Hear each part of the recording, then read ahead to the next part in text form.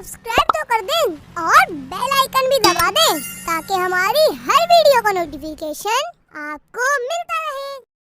बिस्मिल्लाहिर्रहमानिर्रहीम। General रियाजी general maths class 9 की आज हम एक्सरसाइज 6.3 पढ़ेंगे जो कि तनासुबे माकूस के बारे में है। तनासुबे माकूस क्या होता है पहले ये समझिए। तनासुबे माकूस समझने से पहले तनासुबे रास्त समझें ये क्या होता है। तनासुब की दो किस्में हैं, तनासुबे रास्त और तनासुबे माकूस। तनासुबे रास्त ये होता है अगर एक चीज़ के बढ़ने से दूसरी चीज़ भी बढ़ जाए, ये कहलाती है तनासुबे रास्त। यानी एक मिकदार के बढ़ने से दूसरी मिकदार भी बढ़ जाए, ये कहलाती है तनासुबे रास्त। और तनासुबे माकूस क्या होती है, एक चीज़ की बढ़ने से या एक मिकदार के बढ़ने से दूसरी मिकदार कम हो जाए, ये कहलाता है तनासुबे माकूस, जो कि आज का हमारा सबक है। अब आप कहेंगे कि बात समझ नहीं आई, क्लियर नहीं हुई, वाज़ेह नहीं हुई। एग्ज़ाम्पल लीजिए, फ़र्ज़ करें तनासुबे रास्त की एग्ज़ाम्पल है। तनासुबे रास्त की एग्ज़ाम्पल है, अगर एक शख्स है वो एक मशीन ख़रीदता है, चलें पेन ख़रीद लें, एक पेन ख़रीदता है, उसकी कीमत है 10 रुपये। कोई शख्स एक पेन ख़रीदता है, उसकी कीमत है 10 रुपये।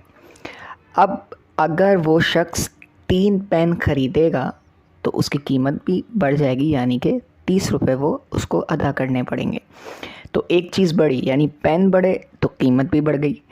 अब पेन कम होंगे तो कीमत भी कम हो जाएगी, यानी अगर वो एक पेन ख़रीदेगा तो उसको कम कीमत देनी पड़ेगी, ज़्यादा पेन ख़रीदेगा तो ज़्यादा कीमत देनी पड़ेगी। तो पेन ज़्यादा ख़रीद रहा है तो कीमत भी बढ़ रही है, पेन कम ख़रीद रहा है तो कीमत भी कम हो रही है। यानी एक चीज़ के बढ़ने से, एक मिकदार के बढ़ने से दूसरी मिकदार भी बढ़ जाए, ये तनासुब रास्त। यानी एक पेन ख़रीदा था तो 10 रुपये लगे, जब 3 पेन ख़रीदे यानी मिकदार बढ़ी तो वहाँ से भी अमाउंट जो है वो बढ़ेगी। तो ये तनासुब रास्त होता है। तनासुब माकूस क्या होता है ये समझें।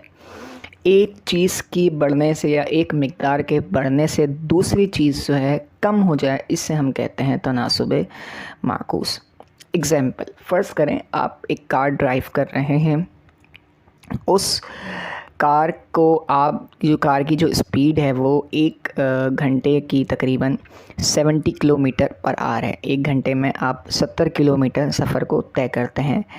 गाड़ी की स्पीड अगर आप बढ़ा देंगे, ठीक है, गाड़ी की स्पीड बढ़ा देंगे, नहीं कोई एक सफ़र है, मखसूस सफ़र ले लीजिए। फॉर एग्ज़ाम्पल आप सफ़र ले लीजिए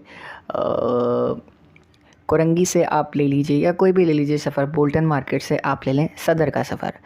तो अगर आप नॉर्मल स्पीड पे जा रहे हैं, कोई भी एक स्पीड है मिकदार, अगर आप 40 की स्पीड पे जा रहे हैं फॉर एग्ज़ाम्पल, तो आपको ज़ाहिर बात है वो सफ़र हो सकता है 20 मिनट में तय आपका हो जाए, ठीक है। अगर फ़र्ज़ करें आप अपनी गाड़ी की स्पीड बढ़ाते हैं तो क्या होगा, आपका वो सफ़र जो है कम वक्त में तय होगा, ठीक है। आप इसकी मिसाल देख लें ट्रैफ़िक के अंदर हमारा नॉर्मली सफ़र जो है वो कितना टाइम ले लेता है। ट्रैफ़िक जाम होता है, हमारी गाड़ी फंसी हुई होती है, तो हमें एक छोटा सफ़र भी काफ़ी टाइम में तय होता है हमारा।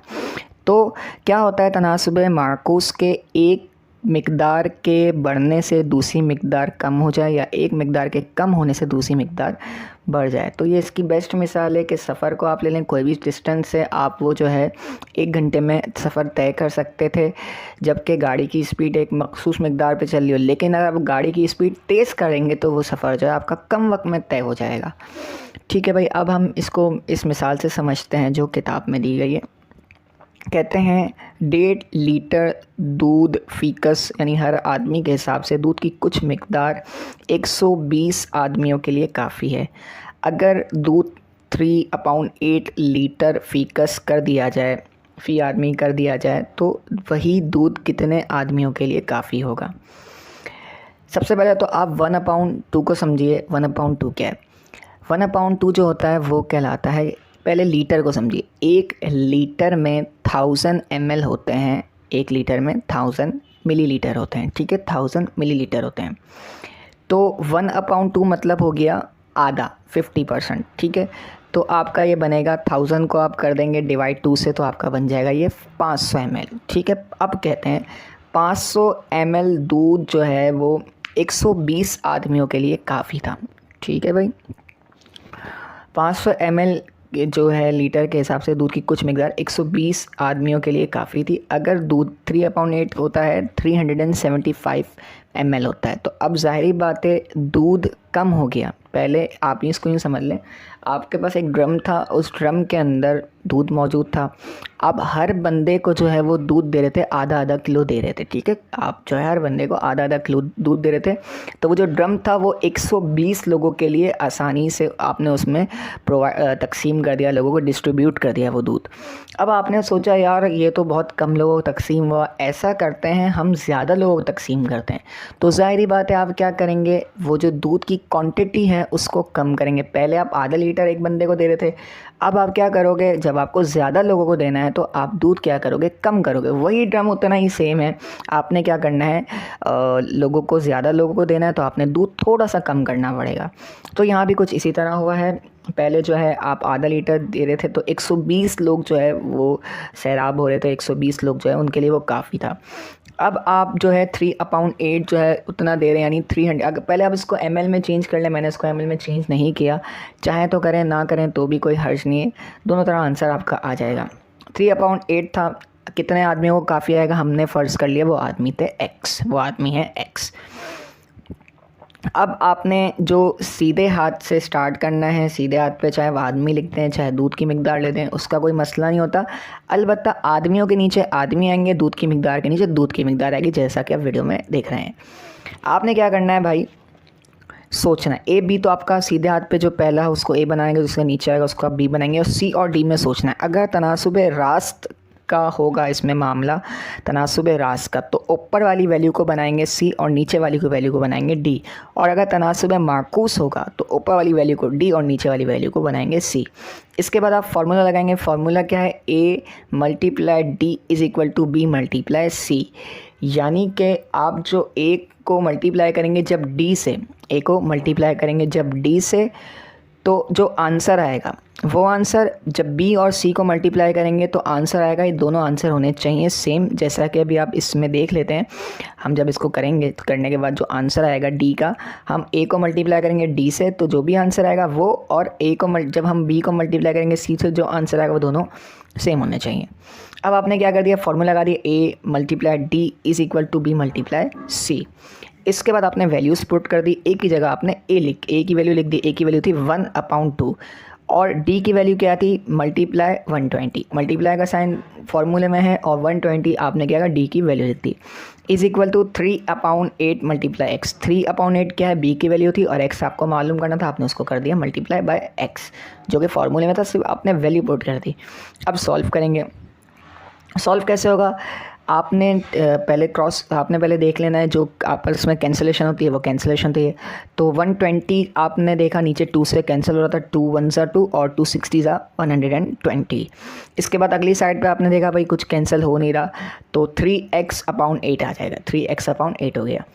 इसके बाद यहाँ बढ़ गया 60, 3/x मल्टीप्लाई 3/8 मल्टीप्लाई x। अभी आप क्या बच गया। अब आपके लिए इसका रूल क्या होता है, आपने x की वैल्यू मालूम करनी है। जो भी चीज़ x के साथ होगी आपने उसको क्या करना है, अकेला करना है। आपने उसको क्या करना है, अकेला करना होता है। तो 3/8 अभी x के साथ क्या हो रहा है, मल्टीप्लाई होगा, यानी जो 3 है x के साथ मल्टीप्लाई हो रहा है और 8 जो है वो x के साथ क्या होगा, डिवाइड होगा। तो जब आप उसको सामने की साइड पे लेके जाएंगे तो वैल्यू ऊपर नीचे हो जाएगी, यानी कि 8 ऊपर आ जाएगा और /3 नीचे हो जाएगा।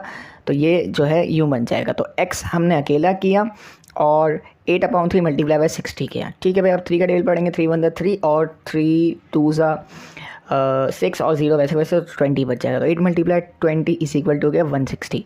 तो ये जो दूध था 3/8 यानी कि 375 ml, ये 160 आदमियों को काफ़ी हो जाएगा। क्वेश्चन नंबर 2 कहते हैं 250 सिपाहियों के लिए खुराक का एक ज़ख़ीरा 21 दिन के लिए काफ़ी था। फॉर एग्ज़ाम्पल आप समझ लें कोई भी एक खुराक का ज़ख़ीरा यानी कोई भी एक बॉक्स है जिसके अंदर खाना वगैरह है, मतलब बड़ी क्वांटिटी में 250 आदमी 21 दिन में उसको खा सकते थे। ठीक है भाई। अब कहते हैं अगर 100 सिपाही और आ जाएँ यानी 350 सिपाही हो जाएँ तो ज़ख़ीरा कितने दिन चलेगा। अब आप इसको ज़रा गौर फ़िक्र करें भाई, एक खाने की कोई भी चीज़ थी, एक ज़ख़ीरा था, वो 250 लोग खा रहे थे 21 दिन में। ठीक है। अब अगर अफराद बढ़ जाएंगे, सारी बात है अफराद बढ़ गए तो खाना जो वो कम होगा, यानी 21 दिन में पहले खाया जाता था, अब क्या होगा, कम दिनों में खाया जाएगा, कम दिन हो जाएंगे तो क्या होगा, तनासुब माकूस होगा। 250 सिपाही थे, 100 आ गए तो 350 हो गए। पहले को 21 दिन में खाया था, अब कितने दिन में खाएंगे वो हमें मालूम करना है। ए हमने इसको बनाया, बी इसको बनाया। ए बी बनाने में हमेशा याद रखेगा सबसे जो पहला वाला सीधे हाथ पे होगा उसको ए बना दे, उसके नीचे जो होगा उसको बी बना दे। डी और सी में हम सोचेंगे अगर तनासुब रास्त होगा तो ऊपर वाली वैल्यू को सी और नीचे वाली वैल्यू को बनाएंगे डी, और अगर तनासुब माकूस होगा जैसे कि सवाल में तो हम ऊपर वाली को डी और नीचे वाली को सी। आप ये जो आपके पास ये जो एक मेथड है, इससे आप इस तरह का कोई भी सम चेक करके देख लीजिएगा, आप हल कर लेंगे। अगर आपको तनासुब रास्त और माकूस का कॉन्सेप्ट क्लियर हो गया, ए बी सी डी का कॉन्सेप्ट क्लियर हो गया, किसी भी किताब का कोई भी सवाल आपके लिए मुश्किल नहीं होगा, वो आपका हल हो जाएगा। फार्मूला लगाएंगे A ratio D, A ratio B, ये फार्मूला है। तो ये है A multiply D is equal to B multiply C, और इसको लिखते हम ये हैं कि A ratio B is equal to C ratio T. फिर इसको हम फॉर्मूला लगाते हैं, यानी ए को मल्टीप्लाई करते हैं डी को, बी को मल्टीप्लाई करते हैं सी को। अच्छा, अगर आप देख लें ए और डी को देखें तो ए और डी जो है वो हैं इसके लास्ट में, यानी कॉर्नर्स पर हैं, तो हम इसको कहते हैं उर्दू में तरफ़ैन कहते हैं। क्यों तरफ कहते हैं, किनारे को, चूँकि ये दोनों किनारे पर हैं, ए इस किनारे पे डी इस किनारे पे, इसको हम तरफ़ैन कहते हैं। और जो बीच में है इसको हम वस्तैन कहते हैं, क्योंकि ये जो है ए और डी के दरमियान में है, इसलिए हम इसको वस्त कहते हैं। वस्त कहते हैं दरमियान को, दरमियान में है। ठीक है। ए को मल्टीप्लाई करेंगे डी से, बी को मल्टीप्लाई करेंगे सी से।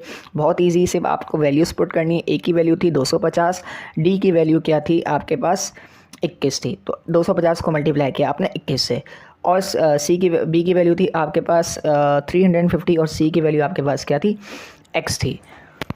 अब क्या करेंगे आप, 250 को आपने मल्टीप्लाई किया 21 से, तो आपका आ गया 5250 इज़ इक्वल टू, वैसे पहले 350 को मल्टीप्लाई किया x से तो 350 x आ गया। अब आपने x की वैल्यू अकेले ही करनी होती है, जो भी चीज़ x के साथ है, अभी x के साथ 350 है, जो इसके साथ मल्टीप्लाई हो रहा है सामने आएगा तो डिवाइड हो जाएगा। तो 5250 को आप डिवाइड करेंगे 350 से तो आंसर आ जाएगा 15। यानी कि पहले, अब आप देख लें, अब जो इसका आंसर आएगा इसको आप वेरीफाई कर सकते हैं, यानी कि डी दोनों साइड पे आंसर सेम आना चाहिए। अब आपके पास सी की वैल्यू आ गई 15, अब आप ए को मल्टीप्लाई करें डी को, बी को मल्टीप्लाई करें सी से, तो जो भी आंसर आएगा दोनों साइड सेम आएगा, तो समझ लें आपका आंसर सही है। अच्छा, अगर आप चाहते हैं कि इसकी PDF आपको अपलोड कर दी जाए, दे दी जाए, तो मैं इसमें एक लिंक शेयर कर दूंगा, आप उस लिंक से इस PDF को डाउनलोड कर सकते हैं। तो 15 आंसर आ गया। मैं आपको दोबारा बता रहा था कि 250 आदमी 21 दिन में खा रहे थे, अगर 350 हो जाएंगे तो 15 दिन में उस खुराक को खा सकेंगे, उस बॉक्स वगैरह को जो भी उसमें खाना हुआ खा सकेंगे। क्वेश्चन नंबर 3, 400 आदमियों के लिए 6 दिन की खुराक मौजूद थी, कितने आदमी चले जाएंगे, वही खुराक 8 दिन चलेगी। भाई 400 आदमी थे, वो एक ज़ख़ीरा था, खुराक थी, जो भी खाने वगैरह की चीज़ थी, वो 6 दिन में कंप्लीट करते खा सकते थे। 6 दिन के लिए उनके लिए काफ़ी थी, 400 आदमी के लिए 6 दिन की खुराक उनके अवेलेबल थी। अब क्या हुआ भाई, अब कहा भाई ऑर्डर आया, ऐसा करते हैं भाई, ये जो खुराक है भाई 8 दिन चलानी है, कितने बंदे शार्ट करने पड़ेंगे, यानी कितने बंदे आगे पीछे करने पड़ेंगे, कितने बंदे निकालने पड़ेंगे कि वो जो खुराक है वो 8 दिन चल जाए। ठीक है भाई, वही फार्मूला ए बी और डी सी। डी हम इसको कब बनाते हैं, ज़ाहिर देखें, जब आपको 6 दिन में एक खुराक थी, वो 400 आदमी खा रहे हैं, अब आपके दिन बढ़ गए तो ज़ाहिर बात है कम आदमी खाएंगे, ठीक है ना, कम आदमी खाएंगे, तो हमने डी और सी बना दिया। A ratio B is equal to C ratio D, A को मल्टीप्लाई करते हैं डी से, बी को मल्टीप्लाई करते हैं सी से। आपने वैल्यूज़ पुट करी, ए की वैल्यू थी 400 और डी की वैल्यू थी 6 और बी की वैल्यू थी x और सी की वैल्यू थी 8। ठीक है भाई, आपने ये वैल्यूज़ पुट करी, या 400 को 6 से मल्टीप्लाई कर 6 4 24 और 2 0 वैसे कोई 2400 बन गया, और इज इक्वल टू 8x आ गया। फिर आपने x के साथ जो भी था इसको अकेला करना है, 2400 को आपने डिवाइड किया 8 से, तो आपका आंसर आ गया 300। अब आप देखो 400 आदमी से 300 100 कितने आदमी निकल जाएं तो आप 400 आपके पास 400 में 300 निकाल दिए तो बच गया 100, यानी 100 आदमी अगर चले जाएं तो वही खुराक 300 आदमी के लिए काफ़ी हो जाएगी। यानी कि वो जो खुराक थी अब अगर 8 दिन आपको चलानी है तो 100 बंदे आप निकाल दोगे तो वो खुराक जो है 8 दिन चलेगी। क्वेश्चन नंबर 4, क्वेश्चन नंबर 4 है 5 है, किताब में देख लीजिएगा। अगर एक रेलगाड़ी 27 किलोमीटर फ़ी घंटा की रफ़्तार से, जो मैंने आपको स्टार्ट में मिसाल दी थी, देखो उसी की आ गई। आप कोई भी सफ़र तो फर्ज कर लें, यानी कि आप कर लें बोल्टन से सदर कर लें, ठीक है भाई, बोल्टन से सदर कर लें। कहते हैं भाई अगर एक अब रेलगाड़ी तो इसमें बोल्टन से सदर चलती नहीं है, पर एक रेलगाड़ी 24 किलोमीटर फ़ी घंटा के रफ़्तार से फ़ासला 6 घंटे में तय कर सकती थी। एक रेलगाड़ी थी, उसकी रफ़्तार बता दी भाई 27 किलोमीटर पर आवर चलती थी, यानी 1 घंटे में 27 किलोमीटर सफ़र करती थी। तो 6 घंटे में तय कर सकती हो तो 24 किलोमीटर फ़ी घंटे कोई भी मखसूस सफ़र था उसको तय करती थी, वो 27 किलोमीटर की स्पीड से करती थी। तो 6 घंटे में वो जो सफ़र है मुकम्मल हो जाता था। 27 किलोमीटर की स्पीड चलती थी तो वो सफ़र कितने घंटे में तय होता था? 6 घंटे में तय हो जाता था। अब रेलगाड़ी की स्पीड हो गई कम, ज़ाहिरी बात है जब आपकी गाड़ी स्लो चलेगी तो आपको टाइम ज़्यादा लगेगा। तो जो है 24 किलोमीटर फ़ी घंटा की रफ़्तार से अब वही सफ़र तय करना है तो आपको कितना टाइम लगेगा ये देखना है। तो सब किलोमीटर की जगह आपने किलोमीटर लिख दिया और घंटे की जगह आपने घंटे लिख दिया, घंटे आपको चाहिए, दूसरा आपको मालूम करना है। यहाँ पर मैंने घंटों को जो है कन्वर्ट कर दिया मिनट्स में ताकि हमारे लिए करना हो जाए आंसर। आपको पता है एक घंटे में 60 मिनट होते हैं, 6 घंटे में 360 होंगे, इस वजह से आप देखेंगे वीडियो में 360 लिखा हुआ है और एक्स आपने मालूम करना है। आप अगर घंटों में कन्वर्ट ना करें तो भी जो है ये हल हो जाएगा उसी तर्ज पे। फॉर्मूला लगाया A ratio B is equal to C ratio D, A multiply D is equal to B multiply C। हमने सबसे पहले घंटे को मिनट में तब्दील कर दिया ताकि हमारे लिए आसानी हो जाए ना, आसानी करने के लिए। अब आपने वो वैल्यूज़ पुट कर दी। A आपको पता है क्या बनाते हैं, आपको यही पता है B किसको बनाते हैं, D C किसको बनाएंगे। 27 को बनाएंगे A और B 24 को बनाएंगे B और D बनाएंगे हम 6 को और C बनाएंगे हम X को। अब हमने वैल्यूज़ पुट कर दी। 27 मल्टीप्लाई 360 कहाँ से आपको पता है, घंटे को मैंने कन्वर्ट किया मिनट्स में, is equal to 24 multiply by X।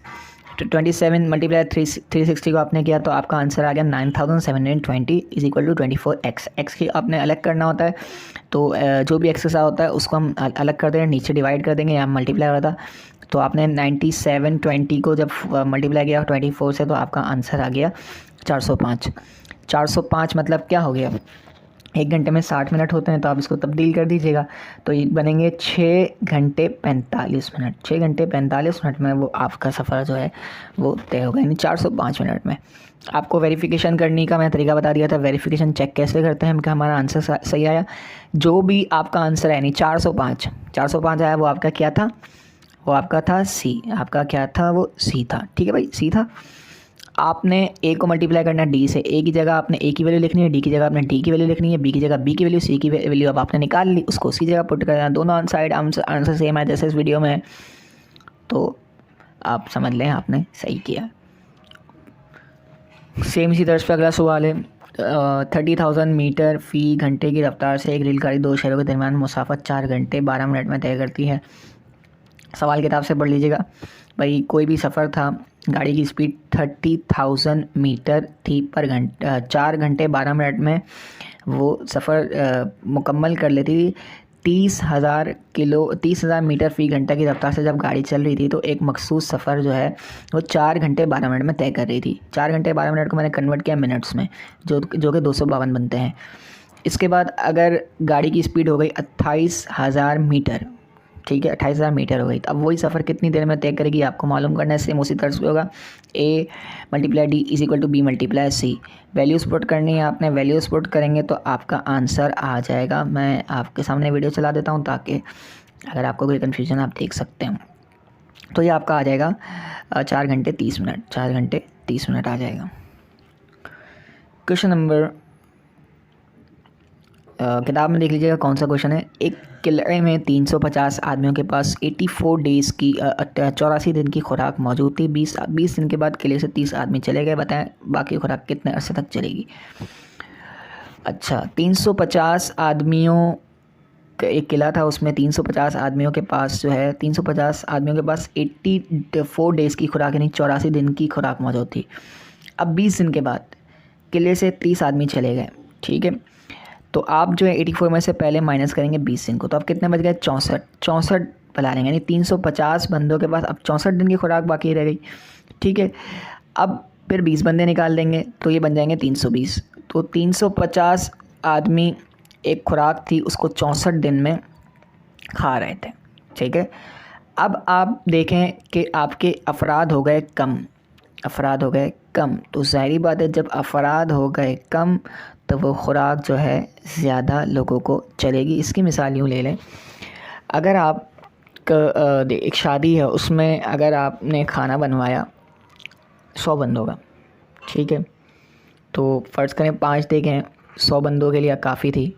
अब अगर 200 बंदे आ जाएंगे तो 5 देख उसको काफ़ी होगी? नहीं होगी। तो ज़ाहिरी बात है जो वो खाना क्या पड़ जाएगा? कम पड़ जाएगा। वही सेम 5 देखें तो खाना कम अफराद खाएंगे। तो यहाँ पे भी यही है कि वो एक खुराक जो मखसूस थी वो जो है मखसूस 300 350 लोगों के लिए थी। अब जब 320 लोग हो गए तो ज़ाहिरी बात है लोग कम हो गए, ज़्यादा दिन वो चल सकेगी। तो हम देख सकते हैं कितने दिन चलेगी। आइए चेक करते हैं। 350 मल्टीप्लाई 64 हमने किया, 64 हमने क्यों किया? 64 ए को मल्टीप्लाई करते हम डी से, बी को मल्टीप्लाई करते हम सी से, तो सबकी वैल्यूज़ पुट कर दी। तो हमने 64 को मल्टीप्लाई किया 350 से तो 22,400 आ गया, इज इक्वल टू 320 एक्स आ गया। सब कुछ कराने का भला 70, यानी 70 दिन जो है वो खुराक चलेगी जब उसमें से, जबकि वो 30 आदमी अगर चले जाएँ तो 70 दिन चलेगी। नेक्स्ट क्वेश्चन है, एक गर्ल गाइड कैंप में 80 लड़कियों के लिए 15 दिन का राशन मौजूद था। 3 दिन के बाद अब वही हो गया कि 15 दिन में से हम 3 दिन क्या करेंगे? माइनस करेंगे, तो अब हो जाएंगे 12 दिन। तो 80 लड़कियों के पास 12 दिन की खुराक मौजूद थी। 40 लड़कियां और शामिल हो गई, तो 80 में 40 प्लस करेंगे तो 120 हो जाएंगे। और एक्स आपने लगा दिया, जो आपको दिन मालूम करना है, वो आपको बाकी सामान कितने दिनों के लिए काफ़ी हो जाएगा मालूम करना है। यानी कि जो समझें कोई भी खुराक वगैरह का ज़ख़ीरा या राशन वगैरह मौजूद था जो कि 80 लड़कियां 12 दिन में खा सकती थी। अब लड़कियां बढ़ गई, 120 हो गई, तो ज़ाहिर बात है जब लड़कियां बढ़ गई तो वो दिन जो है कम दिन खाना चलेगा, राशन कम दिन चलेगा। अफराद घर के ज़्यादा बढ़ जाएंगे तो राशन कम चलेगा, ज़्यादा होंगे तो ज़्यादा अफराद होंगे तो वो जो राशन है कम दिन चलेगा, कम अफराद होंगे तो राशन ज़्यादा दिन चलेगा। ये इसमें सिलसिला है। ए को हमने फॉर्मूला लगाया A multiply D is equal to B multiply C. 80 लिख दिया ए की जगह और हमने डी की जगह मतलब वैल्यू पुट कर दी। 80 को मल्टीप्लाई किया 12 से is equal to 120 multiply by x. 80 को मल्टीप्लाई किया 12 से तो हो गया 660 आ गया और is equal to 120 multiply by x. X को अकेला गया 120 नीचे लिया, 960 को डिवाइड किया हमने 12 से, तो आंसर आ गया हमारा 8। यानी कि अब वो जो खुराक है 8 दिन चलेगी। अगला सवाल, एक घर में 14 आदमियों के लिए 30 दिन की खुराक मौजूद थी। ठीक है भाई, 14 आदमी थे, 30 दिन के लिए खुराक मौजूद थी। अब कहते हैं आदमी हो गए 10 तो राशन ज़ाहिर बात है ज़्यादा दिन चलेगा, अफराद कम हो गए तो खाना जो है वो ज़्यादा दिन चलेगा। सेम वही A multiply D is equal to B multiply C. 14 को मल्टीप्लाई करें हमने 30 से तो हमारा आंसर 420 आ गया और x को मल्टीप्लाई किया हमने 10 से 10x आ गया। अब x को अकेला गया 420 और नीचे तो 42 दिन जो है वो हमें खाना चलेगा। तो ये हमारी एक्सरसाइज कंप्लीट हुई। जो लास्ट क्वेश्चन है ये आपका जो है एग्जांपल में दी हुई होंगी मिसालें जहाँ दी हुई हैं वहाँ से इसको नकल किया गया, कॉपी किया गया। अस्सलामु अलैकुम वरहमतुल्लाहि वबरकातुहू।